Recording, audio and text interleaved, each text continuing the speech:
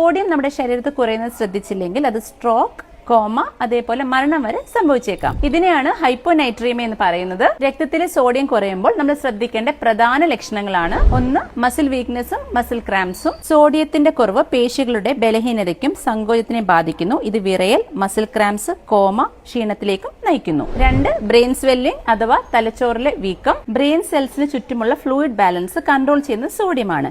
ഇതിന്റെ കുറവ് brain swelling ഉണ്ടാക്കുകയും സോഡിയത്തിന്റെ ലെവൽ 120 മില്ലി ഇക്വലന്റ് പെർ ലിറ്ററിൽ താഴെ പോയാൽ സിവിയർ കേസുകളിൽ ഇത് അപസ്മാരം, കോമ അല്ലെങ്കിൽ മരണം വരെ സംഭവിച്ചേക്കാം. മൂന്ന്, തലവേദന, കൺഫ്യൂഷൻ, മയക്കം. സോഡിയം കുറയുന്നത് മാനസിക വ്യക്തതയെ ബാധിക്കുകയും ഇത് ചികിത്സിച്ചില്ലെങ്കിൽ ഇത് ഡെലീരിയം ഓർ ഹാലൂസിനേഷൻ വരെ എത്തിച്ചേക്കാം. നാല്, പ്രായമുള്ളവരിൽ വീഴ്ചയ്ക്കുള്ള സാധ്യത. പ്രായമുള്ളവരിൽ സോഡിയം കുറഞ്ഞ് ശ്രദ്ധിച്ചില്ലെങ്കിൽ തലകറക്കം, ബലക്കുറവ് മൂലം വീഴ്ചയ്ക്ക് കാരണമാവുകയും ഇത് ഒടിവുകൾക്കും തലയ്ക്ക് പരിക്കു വരാൻ സാധ്യത ഉണ്ടാക്കുകയും ചെയ്യുന്നു. അഞ്ച്, കാർഡിയാക് ആൻഡ് റെസ്പിറേറ്ററി ഫെയിലിയേഴ്സ്. കൂടുതലായി സോഡിയം കുറയുന്നത് ഹൃദയത്തിന്റെയും ശ്വാസകോശത്തിന്റെയും പ്രവർത്തനത്തിന് തടസ്സപ്പെടുത്തുന്നു. ഇതിന്റെ സൊല്യൂഷൻസ് ഞാൻ ഡിസ്ക്രിപ്ഷനിൽ കൊടുക്കുന്നുണ്ട്. ഈ ഒരു വീഡിയോ നിങ്ങളുടെ ഫാമിലിക്കും ഫ്രണ്ട്സിനും ഷെയർ ചെയ്യുക. താങ്ക്